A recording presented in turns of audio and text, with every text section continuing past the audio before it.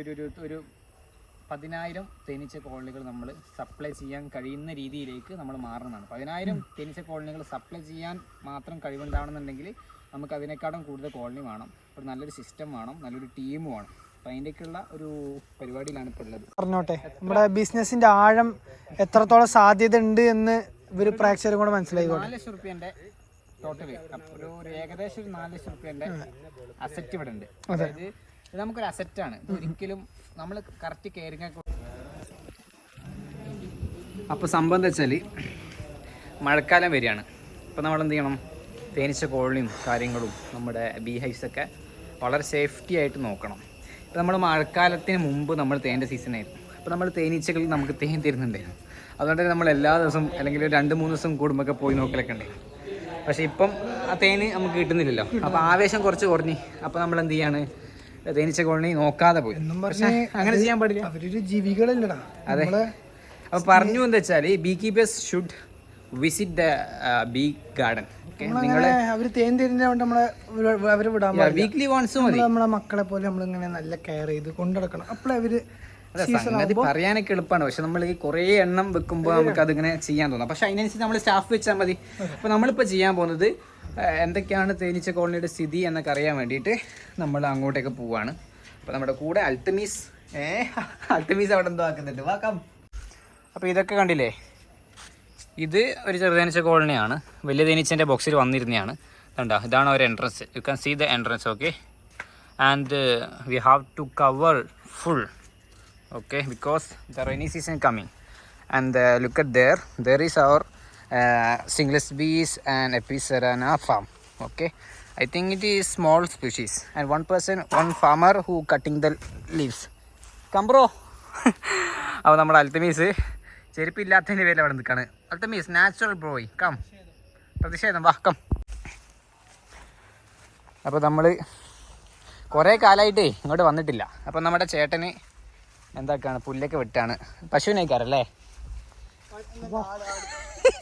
ആടോ, പശുവിനല്ലേ? ആ, പശുവിന്. ഓക്കെ, ഇനി മഴക്കാലത്ത് പിന്നെ പുല്ലിന് ക്ഷാമം ഉണ്ടാവില്ല അല്ലേ? ഓക്കെ, അപ്പം നമ്മളിതാ തേനീച്ച കോളനികൾ. ഓ, ഞങ്ങൾ ക്യാമ്പസ് തന്നെയാ ഇവിടെ പഠിക്കുന്നത്. എൻ്റെ വീട് വയനാട്, നമ്മൾ പാലക്കാട്. ഓൻ പാലക്കാട്. ഇതൊന്ന് പിടിക്കും, അങ്ങനെ തന്നെ പിടിച്ചോ. അങ്ങനെ ഇതാ നമ്മുടെ അജിനാസ് അവന്റെ തേനീച്ചകളെ കാണാൻ വേണ്ടി വന്നിരിക്കുകയാണ്. നമ്മള് മഴക്കാലത്തിന് മുമ്പ് നമുക്ക് തേനെ കിട്ടിയപ്പോൾ സജീവമായിട്ട് നോക്കിയതാ. പക്ഷെ എന്താ സംഭവിച്ചില്ലാണ്ടില്ലേ, അതിനുശേഷം നോക്കാൻ പറ്റിയില്ല. അപ്പോൾ വള്ളിയും കാര്യങ്ങളൊക്കെ വള്ളി പിടിച്ചു. ഫസ്റ്റ് ചെയ്യേണ്ട കാര്യം, ഇത് കംപ്ലീറ്റ്ലി ഇതിന്റെ ഇൻസൈഡ് നമ്മൾ എന്ത് ചെയ്യുക, ഇതൊക്കെ കട്ട് ചെയ്ത് ഒഴിവാക്കി നിങ്ങൾ ചെയ്തോ. അത് ഞങ്ങൾ സ്പെഷ്യൽ വരും. അപ്പൊ നമ്മൾ ഫുള്ള് കട്ട് ചെയ്ത് കടിച്ചാൽ ഞാൻ തിരിച്ചു കൊടുക്കും. സൂപ്പറിലൊക്കെ തേനും കാര്യങ്ങളൊക്കെ ഉണ്ടാവും. അപ്പൊ അതൊക്കെ ഒന്ന് ഫ്രീ ആക്കി കൊടുത്ത് എന്ത് ചെയ്യണം, പിന്നെ നമ്മൾ ഫീഡിങ് കൊടുക്കാനേ തുടങ്ങണം. അപ്പോൾ ഇതാ ഇതിലൊക്കെ മുമ്പ് തേനീച്ച കോളനി ഉണ്ടായിരുന്നേ, നമ്മൾ അങ്ങോട്ടും ഇങ്ങോട്ട് കൺവേർട്ട് ചെയ്യില്ല. കുറേ എണ്ണത്തിൽ നമ്മൾ എന്തില്ല തേനീച്ച കോളനിൻ്റെ അപ്പോൾ ഉണ്ടാ ഇങ്ങനത്തെ പ്ലാസ്റ്റിക് കവറും കൊണ്ടൊക്കെ ഒന്ന് കവർ ചെയ്യണം. ബാ, ഇതിൽ ഇവിടെ വന്നോ, ഇവിടെ വന്നാൽ എനിക്ക് കാല് ക്യാമറമാൻ അടുത്ത മിക്സ് നോക്കണം മതി. അടുത്ത മിസ്സേ, ശരിക്കും ഇതൊരു ചെറുതേനീച്ച കോളനിയാണ്. ശരിക്കും ഇതൊരു ചെറുതേനീച്ച കോളനിയാണ്. ഇതെന്താ സംഭവിച്ചതെന്ന് ഞാൻ പറഞ്ഞില്ല. ഇത് സംഭവിച്ചെന്ന് വെച്ചാൽ ഇതിൻ്റെ ഉള്ളിൽ റാണിയും പരിവാരം ഈച്ചയൊക്കെ ഉണ്ട്. കണ്ടാ, നിങ്ങൾക്ക് കണ്ടാ, ഇതിൻ്റെ ഉള്ളിൽ കൂടി ഈച്ച വരുന്നുണ്ട്. ഇതിൻ്റെ ഉള്ളിൽ ഓൾറെഡി ഒരു കോളനി ഉണ്ട്.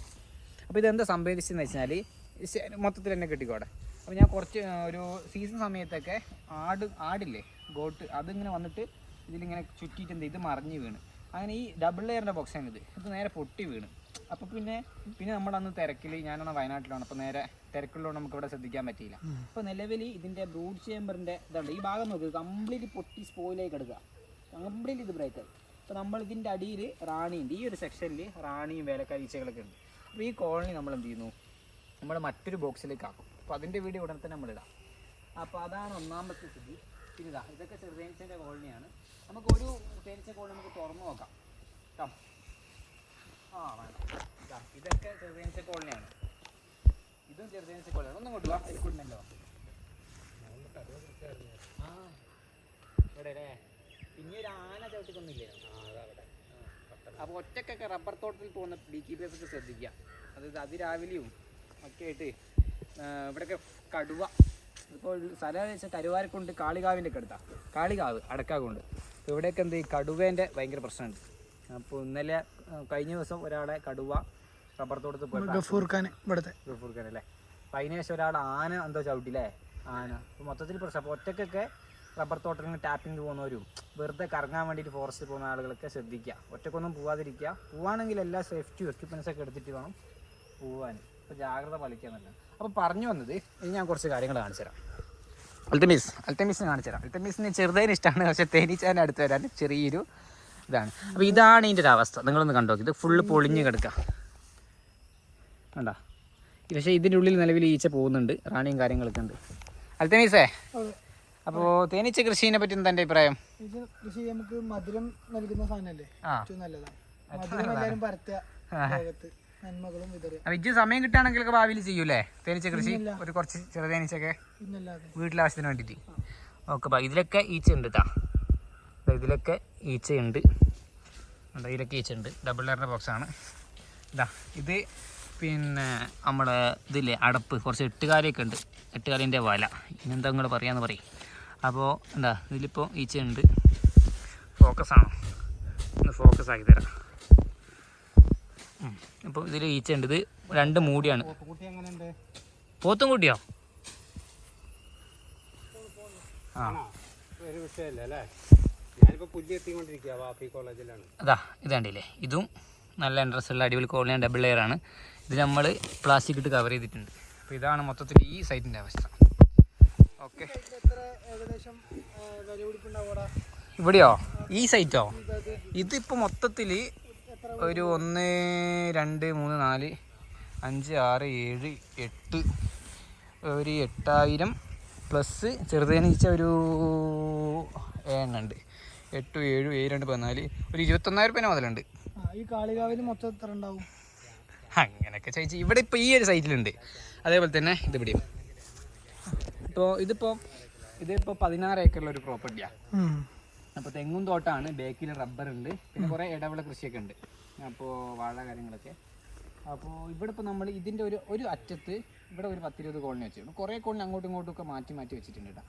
പിന്നെ അതിൻ്റെ അപ്പുറ സൈഡ് ഉണ്ട്. ഇവിടുന്ന് 1 കിലോമീറ്റർ മാറി അപ്പുറ സൈഡ് കുറച്ച് കോളനി വെച്ചിട്ടുണ്ട്. പിന്നെ 1 കിലോമീറ്റർ മാറി അപ്പുറത്ത് ഒരു സൈറ്റിൽ വേറെ കോളനി വെച്ചിട്ടുണ്ട്.